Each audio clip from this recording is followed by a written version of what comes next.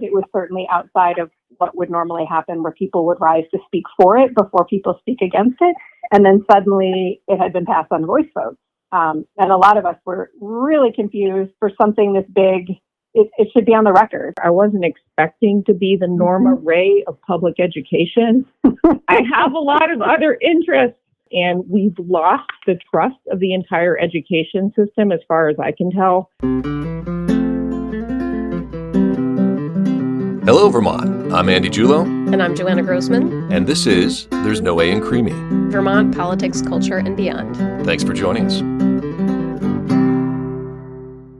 Welcome to There's No A in Creamy, episode 8. I was hoping that you would forget to say what episode number it was so that I could chime in. And Do you want me to say it again and forget? No, I think we got it covered. So coming up, we have an incredible interview with Senator Martine Gulick and Representative Erin Brady, who are going to be talking to us about their work on the education bill this cycle and just everything that went with us, the intensity and the drama. Yeah, to educators, to school board members, to people who have been members of the education committees of the Senate and the House. So just deeply entrenched in this and ended up voting no. And we talk about what factored into the decision not to support this when it came up for a vote out of conference committee. Yeah, it was a great conversation, and we're excited to share it with you.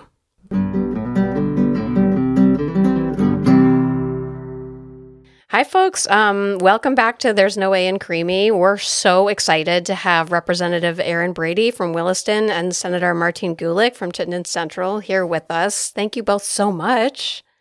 Thank you for having us.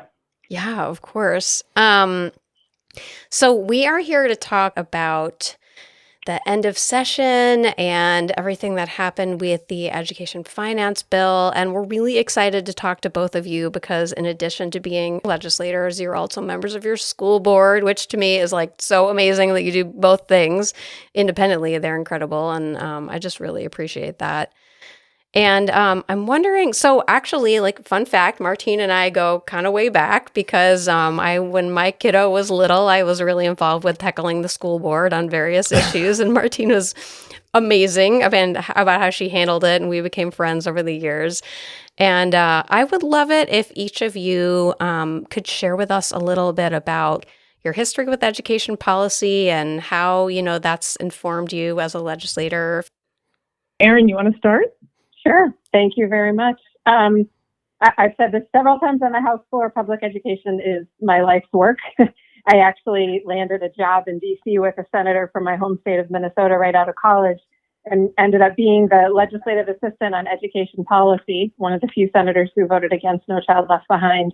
But I was in my young 20s and I had so much to learn. And I became pretty convinced that anyone who's going to make education policy should spend time in schools. And after he decided not to run for re-election, I went back and got my master's and became a teacher. And I've been a classroom teacher for 18 years now. We moved up here to Vermont. I followed my husband, Ted, who worked for then Senator Leahy, and I got a job at Colchester High School. And I've taught there for 18 years. And I always hoped that someday there'd be a chance to sort of come full circle and do some of both, use my classroom experience to inform policy. I joined the school board. Actually, the very first year we merged, we were everything old is new again. We were a newly merged Champlain Valley School District, and I was on that board for about 7 years, really sort of getting my feet wet in that world. And then I ran for the legislature. This is now my third term, so actually it was a COVID decision to run. And I was thrilled to be put on the House Education Committee, and I really I have been appreciative how much the perspective of being a classroom teacher is valued in the State House, and there is sort of a tell us what it's really like that is much needed. I think it's going to be even much more needed now, but I've been happy to be able to bring that voice and perspective to Montpelier. Yeah, thank you for that so much. I did not start my career in education from the policy side. I just started as a teacher, teaching French, as a matter of fact. I got my master's from UVM and decided to go into education and worked all over the state of Vermont, Woodstock, Grand Isle, South Burlington, Essex. I went and taught overseas in the Czech Republic and Germany, and then came back and continued my career here, and really didn't think too much about policy. When you're fully ensconced in teaching, it's hard to kind of think about what's going on in the outside world because it is so intense and it is so focused.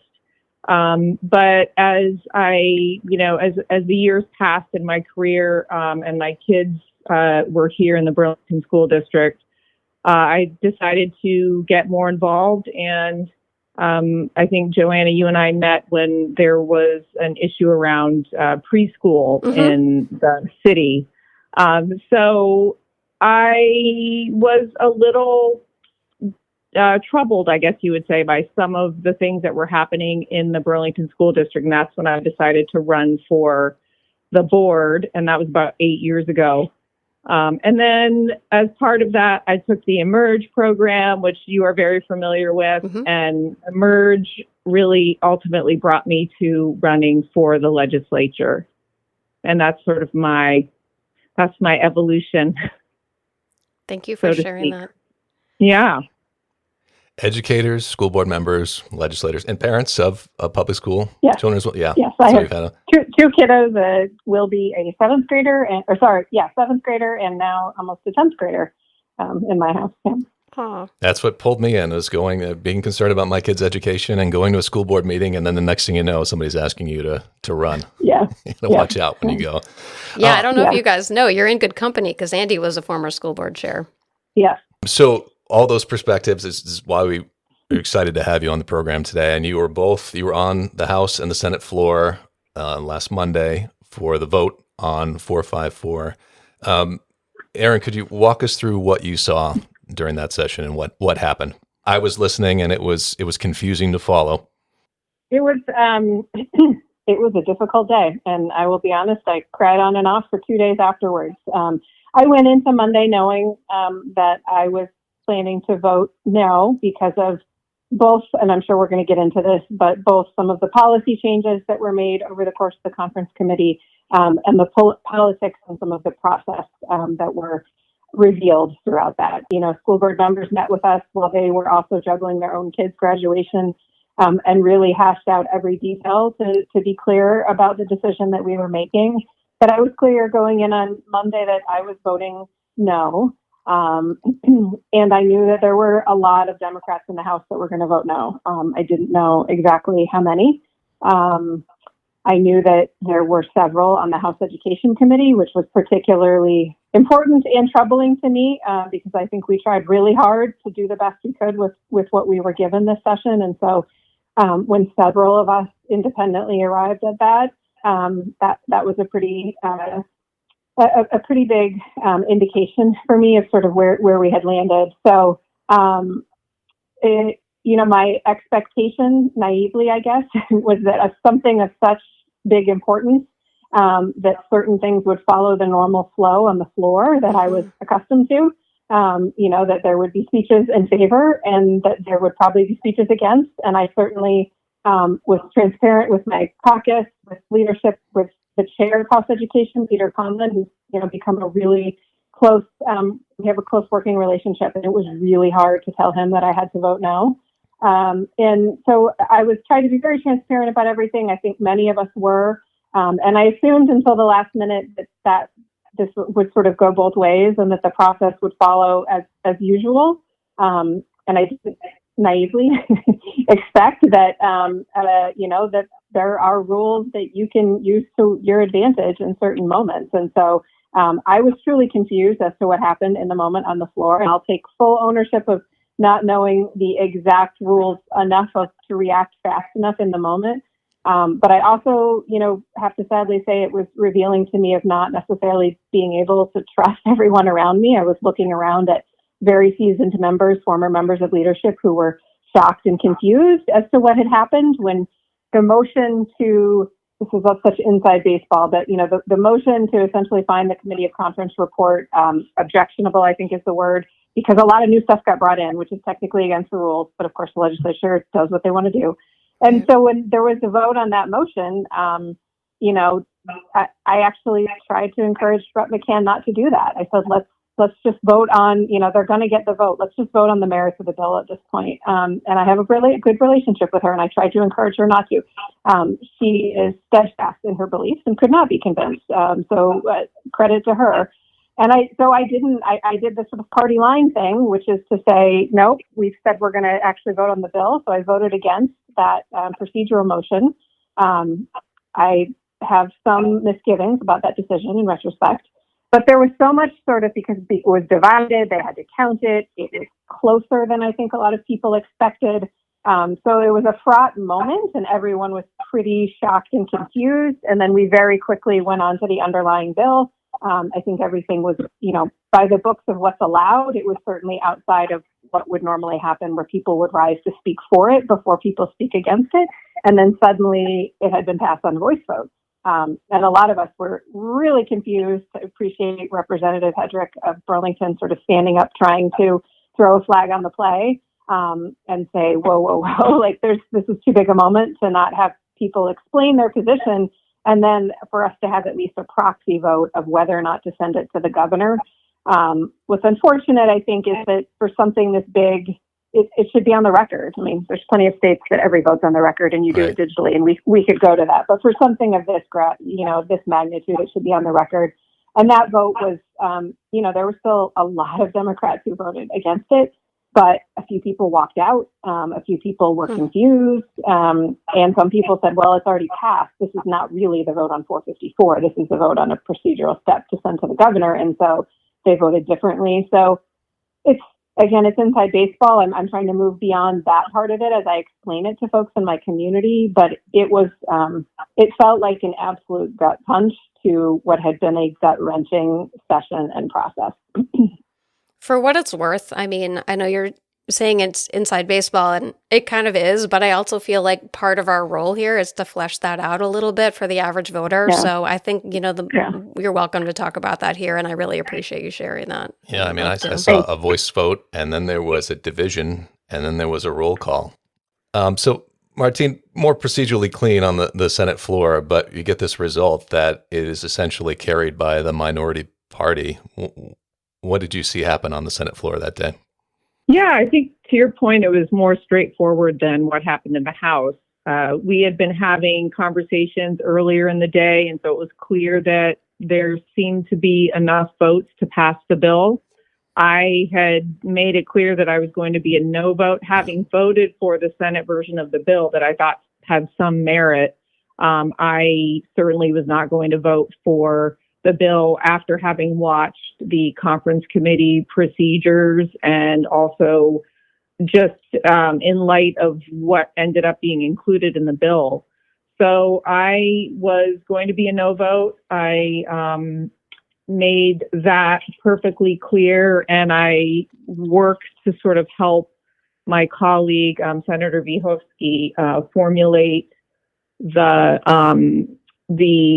motion on the floor to really put into question the veracity of the conference committee report, which, as I think some people know, that conference committee really veered away from both the House version of the bill and the Senate version of the bill.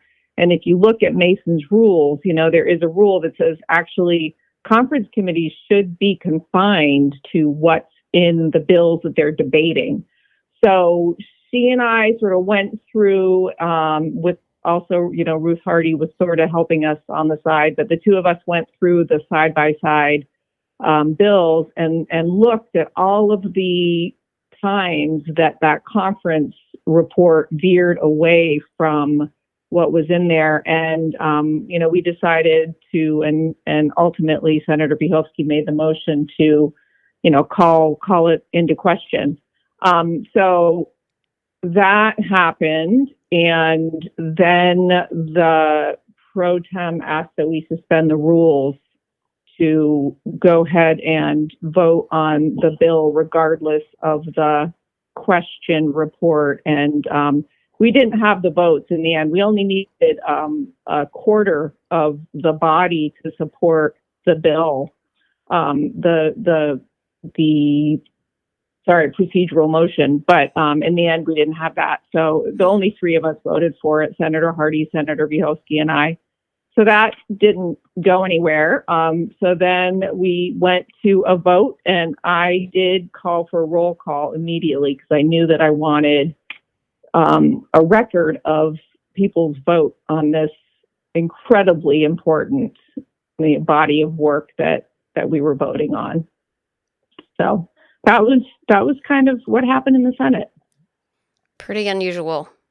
Yeah, a little bit more inside baseball, but it's interesting. Those of us, I think, who cared so much about the policy and were so concerned about sort of how we landed, and I think some serious harm that's been done with the public education community writ large. That's pretty. That's a hard place for us to be as Democrats or just as policymakers at this moment. But we watched every minute of the conference committee, the Senate proceedings, and I noticed, after all of that, Senator Clarkson asked to suspend the rules so that she could explain her vote.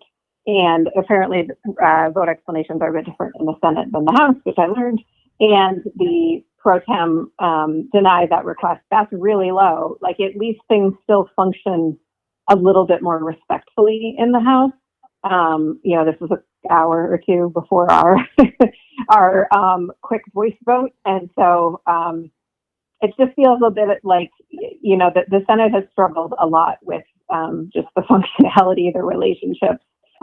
It's really sad to me that it feels like the House sort of fell down that rabbit hole too.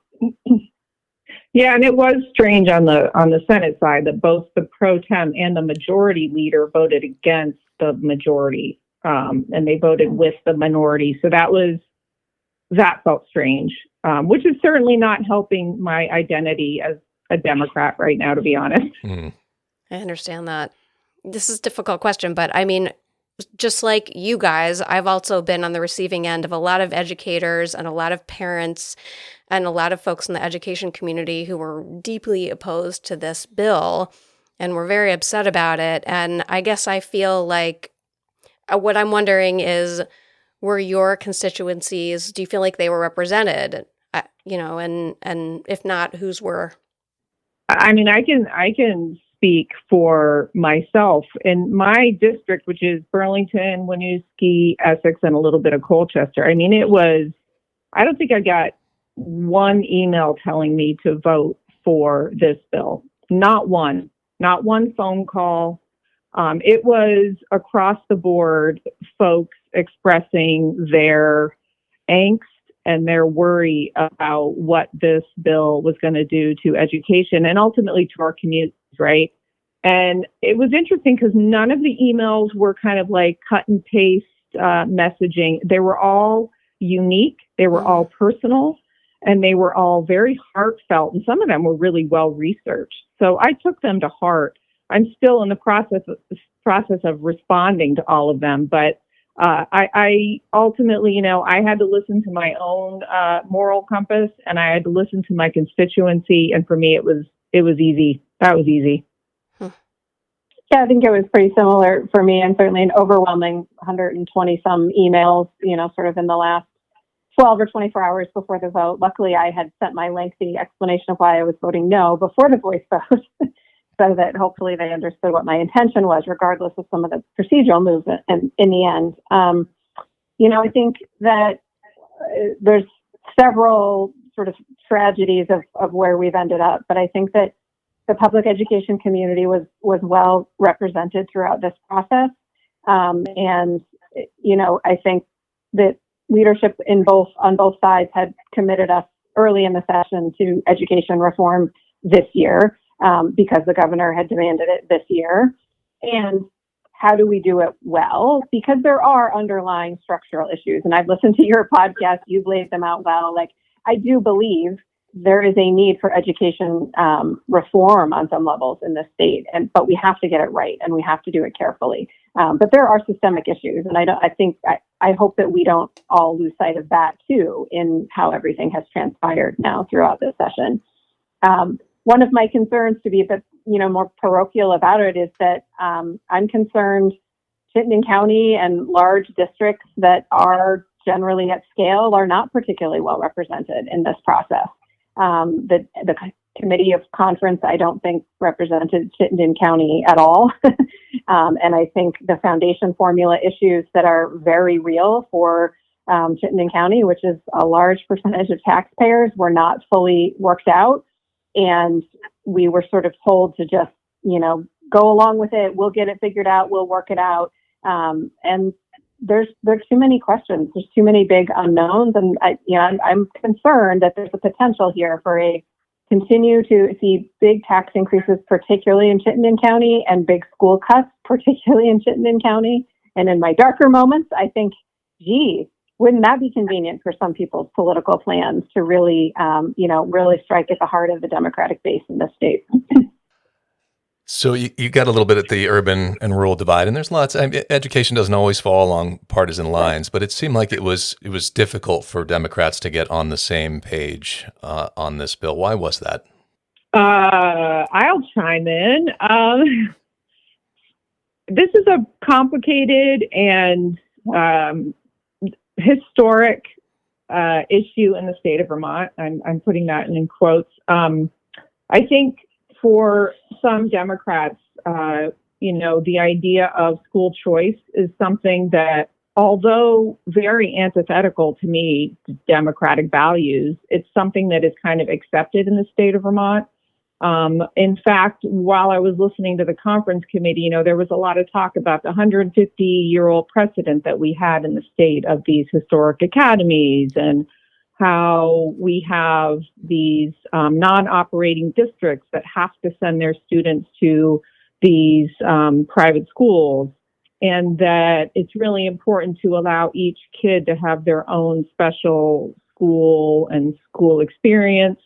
I heard the conference committee referring a lot to what is current law and what's being done now, which on many levels bothered me, because the whole point of this reform was to be considering a future state, as we called it, and reform.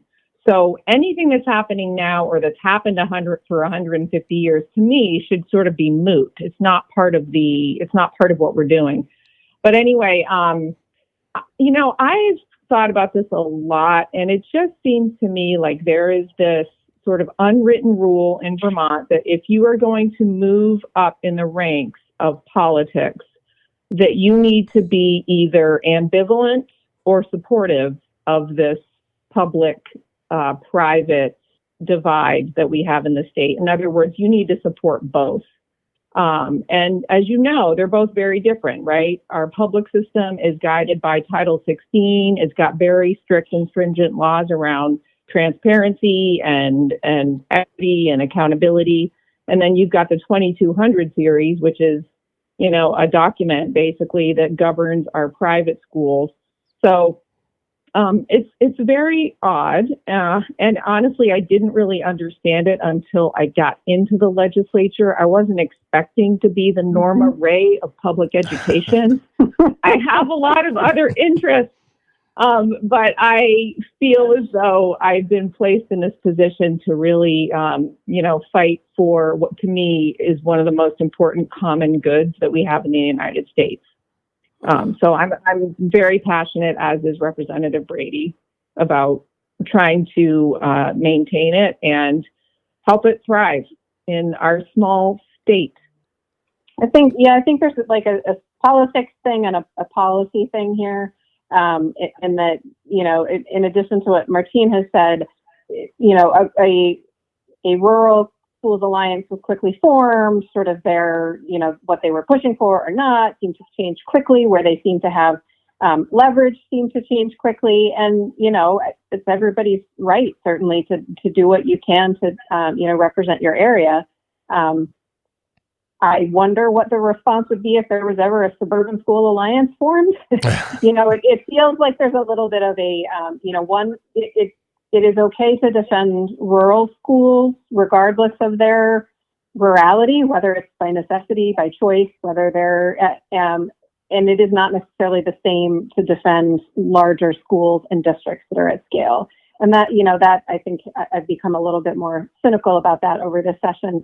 But I do think, I thought this all session that, the other challenge for rural schools and for rural Vermont is that this isn't just about schools. This is about what is the future of rural communities. Mm-hmm. And nobody has an answer for that. And nobody has done anything really meaningful on that other than sort of the pockets of work that maybe the Vermont Council on Rural Development is doing, or that, a philanthropist might be doing in one town. But we don't have kind of a Marshall Plan here for, what does it mean to redefine community a bit? It doesn't mean that if you lose a school, you lose a community, but we're in a different world than we were 100 years ago than 40 years ago. We have 40,000 less students. Like, to do everything at the super small local level is becoming, extremely expensive for one, but also, might not provide the same opportunities at times, particularly for middle and high school students. But there's no sort of, the governor certainly hasn't used his,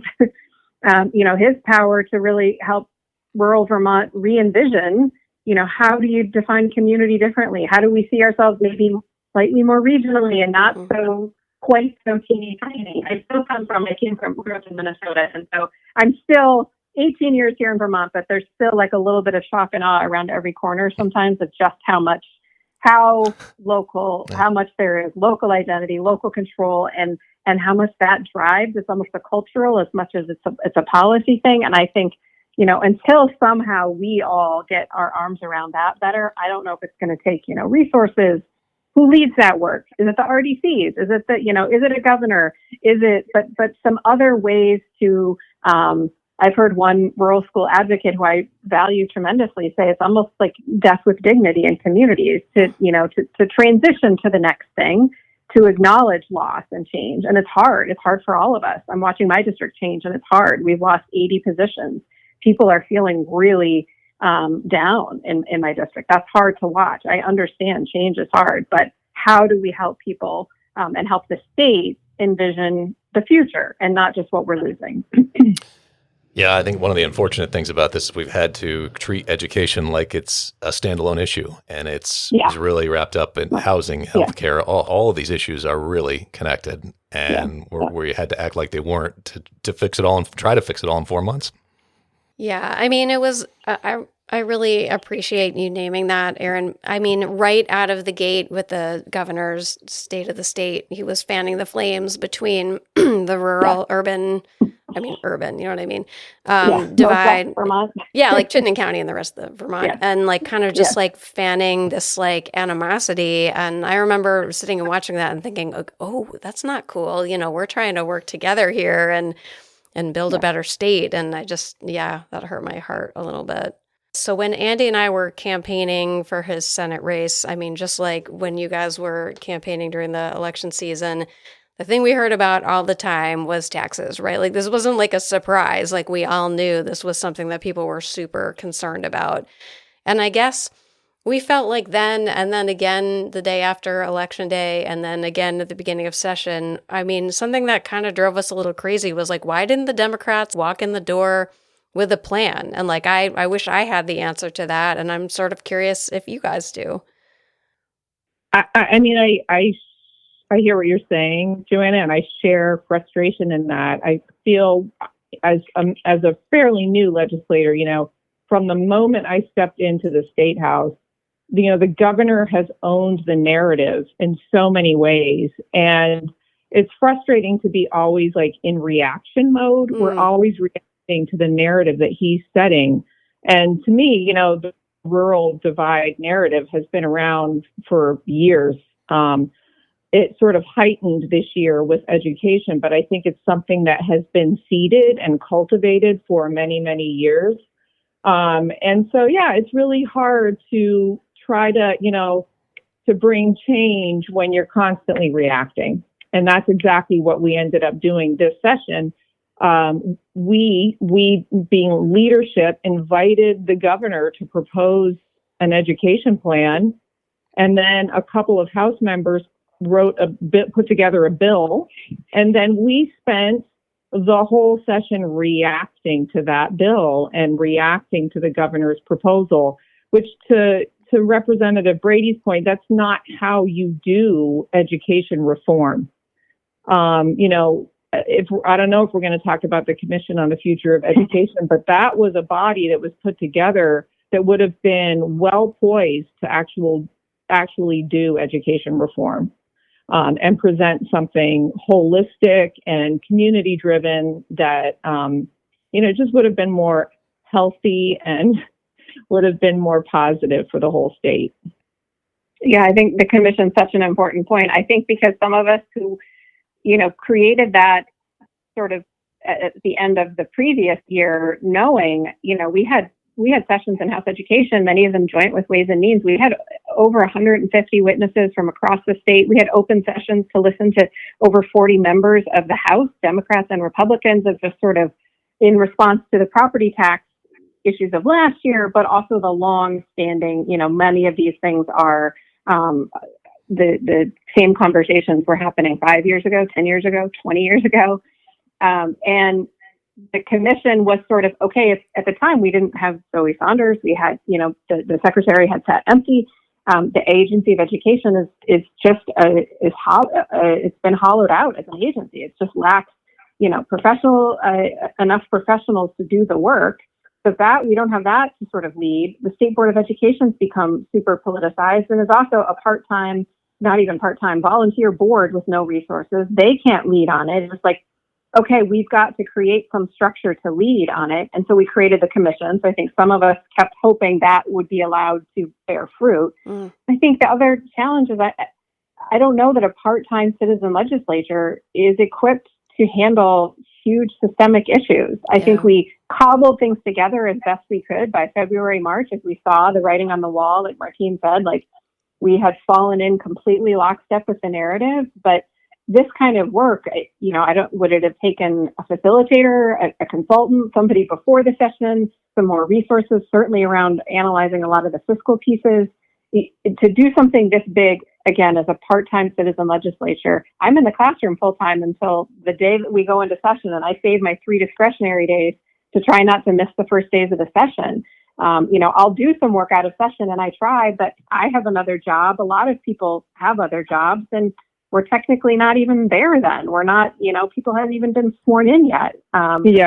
So it's a bit of a mismatch too, I think, between what is being asked here and who and how you're going to really do that. Not to mention, are politicians really the people who should be doing education reform? In my mind, education should be as apolitical as possible.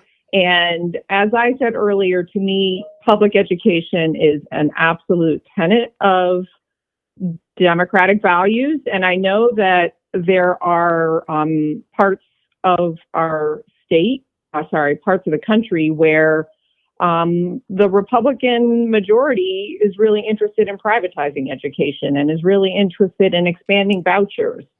And I don't want to necessarily assume that that's what my Republican colleagues want to do. I respect and I like many of them and I work well with them. But if you look at it from a political angle, there is that public versus private. And frankly, do we believe in our institutions? Do we build institutions and then fund them and resource them? Or do we look to privatize because we have a discomfort and a distrust of government and regulation as well? So you have those like competing, political values as well that I find really disturbing in the mix with education reform. We were discussing the other day, we couldn't get a feel for, and one of the reasons that we have the education system we have is that Vermonters have asked for it and pushed for it and defended it. And there was a lot of change in this bill, and it was relatively quiet from the public. Are you getting a sense that maybe it moved so fast that the reality won't hit home until we see a map on the board next December? Or are Vermonters really ready to just go with it and see what happens because of the tax increase in 24? I think that what you said there first is entirely likely. I think that those who are, care most about it and impacted most first, educators, families with kids in schools, they were pretty, they were certainly, their organizations were helping track it and helping trying to shape it to say, okay, if we're saying we have to do it now, then let's do it within a Vermont context on a timeline that's humane. So I think that they've been fairly engaged, and certainly the email traffic I got, on the 16th tells me that. The larger Vermont public I don't think so at all. I know a huge frustration on the House's side and for the chair of House Education, for Representative Conlon, who was in the meetings, every week, twice a week with the administration after sort of the big pitch was then, okay, the steps we're talking about, some of us understand, we're going to disagree about the details, but some consolidation, fewer school buildings, like moving towards scale, a lot of us think this is where we have to go. And they put, Zoe Saunders out there a lot. It couldn't come from her. It needed to come from the governor. And it never did. And, we were probably naive to keep asking week after week after week. You should have known what was coming. But I don't think that there's a full reckoning across Vermont of really what it is. And then I think it will be particularly troublesome because the financial impacts of what we're doing are really about bending the cost curve or some stability. We're not talking about huge cuts. We're not talking about savings. The governor's plan wasn't either, but we are talking about, we do need to level up, like the big spikes, the years like last year, we can't stay in that cycle. We do need some more predictability, but there's not a huge amount of money to be saved in our system. There certainly is some, but there isn't going to be this just massive tax relief coming. And we bought down tax rates again for next year in the yield bill, which I think was a decision that leadership made early on as part of appeasing the governor. And I think is going to pile on to things that we're going to confront next year in really difficult ways. Yeah, I really do wonder how much the electorate is aware of the changes. I mean, I have a 15-year-old at BHS, and I don't think that my fellow parent, like they see some headlines on the news, but they're definitely not aware of the details. And I think about in Burlington, you've got to have 1 million public meetings just to change a park. And these are like really big changes that people are going to feel like they didn't have input into. And I mean, of course, they had the opportunity to reach out to you guys and you're amazing, but it's just not the same. I think part of the problem is that there are so many things yet to be determined, and there are so many off-ramps that folks they're kind of confused. Like, what is this going to look like? What is this going to be? Until we have that redistricting committee together, redrawing the districts, and then bringing them to the legislature for a vote, it's really hard to envision what it's going to be. What is this going to look like? So, I think folks are generally kind of confused and waiting to see what the next iteration is going to look like. Next year is going to be a battle. It's going to be just as bad as this year. And tough conditions to run under as well. You're going to be up for re-election. It's going to be tough. I think it's going to be tough for the Democrats. I think we, to a certain extent, in many of our districts, folks who voted for the bill really voted against their base. Mm-hmm. Our base typically are retired teachers, educators, folks who work in the school systems, and folks who support public education, which is something I've said over and over and over again. So what's that going to look like when folks go to vote? I don't know, but I'm not feeling super optimistic. Do you want to specifically walk through when it came out of conference committee, what were the factors that pushed you to a no vote on this? I think we've danced around it, but I want to give you an opportunity to clearly delineate those. I'm happy to. Erin, do you want me to go or? Yeah, go for it. You can go first. Okay, so I'll just sort of give you a list of the issues that ultimately pushed me over the edge. I was already, I voted yes on the Senate bill, but I was fairly tentative. But I did vote yes. But then these changes are really what pushed me over the edge, which was the task force that is going to be put together for redrawing the districts. I thought the task force that came out of the Senate bill and also the one that the House proposed, I thought that was a pretty good mix of professionals, people working in the field, and a sprinkling of legislators. And now we are going to have this 11-member task force is really dominated by legislators. So again, this infusion of politics into deciding the future of our education system gives me pause for sure. I was really disappointed about school construction. Representative Brady and I co-chaired a school construction working group last summer, and we set up a special fund for school construction. We set up sort of a model, a template to be able to move forward with re-envisioning our buildings. And the bill coming out of the Senate would have allowed excess, and Erin, you can get more into this if you want to, but any money that was above the excess spending threshold that was greater than a district with the lowest wealth, let's say, that money was going to go into a special fund for school construction. It wasn't going to be a lot of money, but it would have been seed money, and it would have got us moving in the right direction. That was taken out, and in this bill, any excess spending dollars will go toward buying down taxes again.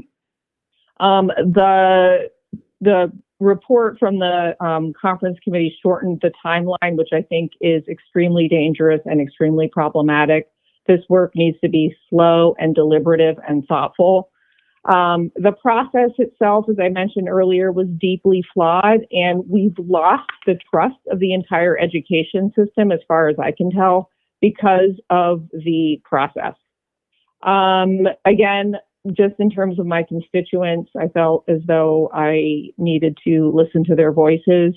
And also, one of the things that I find most disturbing is that although we've heard a lot about the fact that we will have fewer private schools receiving public dollars, what we have not heard is that we will likely be seeing more students. So the amount of students going to those existing private schools that can accept public dollars will likely increase. And that will be very dependent on what these districts look like. I also really struggle with the fact that private schools are going to be able to charge 5% above the base, and that our two comprehensive tech centers are going to be able to set their own tuition. And that is Linden Institute and St. Johnsbury Academy. That's my list.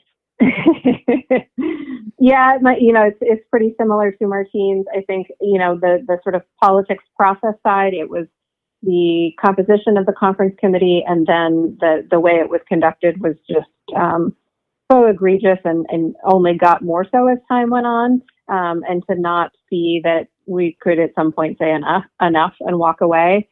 Senator Beck and Bongart just did not appear to be there for the common good, or working towards sort of a shared understanding of what the task at hand even is.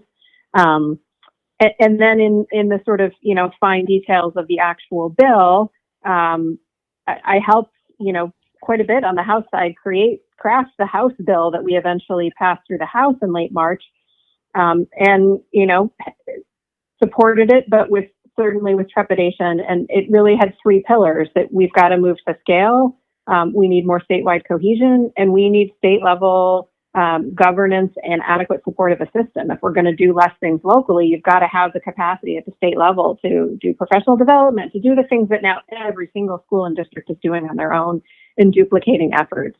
And the scale piece for me really pushed me over the edge in terms of the changes that they made. They watered down the class size minimums already in the Senate and then further in conference to numbers that no other state would even put on paper. I mean, they're just, and I understand, that I think that was concessions to some, but we put those in after so many hard discussions in our committee, because we've heard for years in House Education from educational leaders and superintendents across the state saying, we need some tool to be able to do some of this, make these hard decisions for education quality reasons, so that we are not grouping 3 or 4 grades together, so that we are not on a given day possibly sending one class to a different school simply to have a teacher and operating at almost COVID level crises just to stay open. So the education administrators wanted cover, basically. They wanted you to help them get there.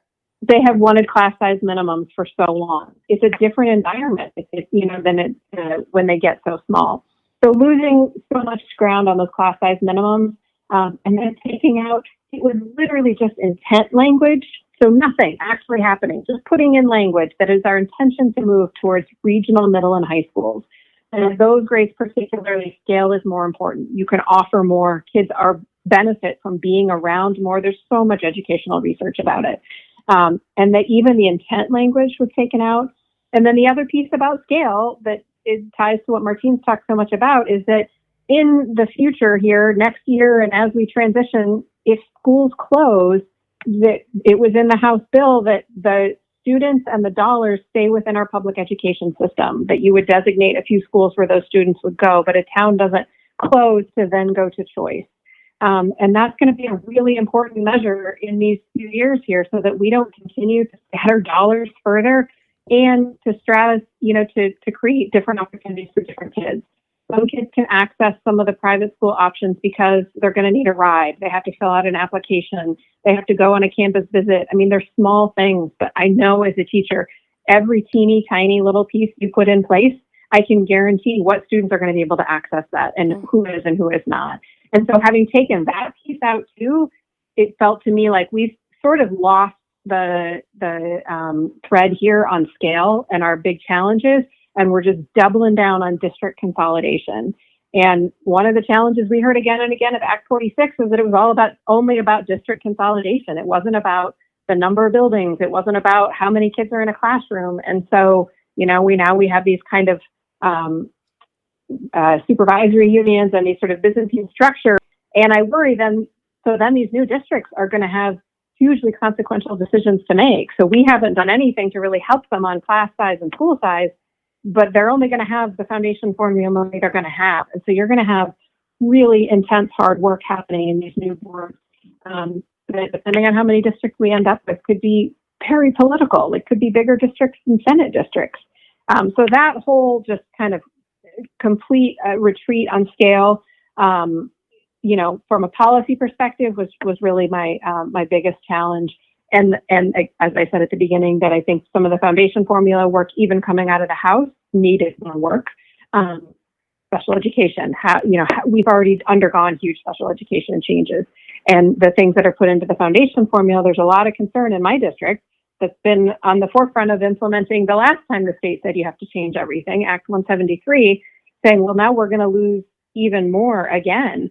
And the sort of cost of labor, cost of living issue of Chittenden County, how do you address that within a foundation formula? So some of those big questions that instead of getting resolved got sort of set aside as the policy pieces of the bill just became, I think, watered down or carve outs for different groups, for different interests, ultimately led me to this is not something I can support. Thanks so much for walking us through that. Thanks for asking. Again, it's a little bit of a 454 therapy here. Well, is there anything else, like you're bursting with that you want to share? We really appreciate you guys talking about this and working on it, of course. I would just say, to Erin's point, I had folks show up to my coffees this winter who, wanted to share that we don't often talk to kids or we don't often talk to folks about their education experience in the state of Vermont. I had some people say, I was in a tiny school and I really suffered. My needs were not met. I had a class of 4 kids. I was, someone who needed more opportunity, needed more variety. And I found the small school experience kind of stifling. And it's interesting because I think as adults, we tend to romanticize the tiny schools, but especially in Vermont. It's not. Yeah, especially in Vermont. It's not always what is needed for folks. But, Rep. Brady and I think are both wanting to end on a positive note. And I think we are both committed to seeing this legislation through, whatever it ends up being, and doing our best to kind of shepherd it into a direction that is positive for our students and our communities across the state. To be determined. I don't know exactly what that's going to look like, but I think you have a lot of folks who are very committed, very passionate, and will do their best to make sure this ends on a positive note. Representative Brady, Senator Gulick, thank you so much for being with us. We appreciate you sharing your thoughts and the work that you've done on this. And I'm sure you've got a lot more work to do. I know that's not very therapeutic to hear, but there's a lot more, a lot more that needs to be determined. Absolutely. Yeah. Thanks so much for the opportunity. No, we are both deeply committed to the work. I will be fighting for my community, for kids, for public education, every step of the way.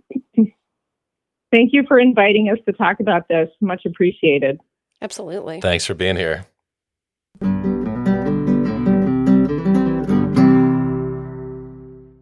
Well, that brings us to the end of this episode. Thank you all for listening. Follow us between episodes for the latest updates on our socials at There's No A in Creamy on Instagram, Substack, and Blue Sky. And catch us on our next episode of There's No A in Creamy, Vermont Politics, Culture, and Beyond in Apple Podcasts and Spotify.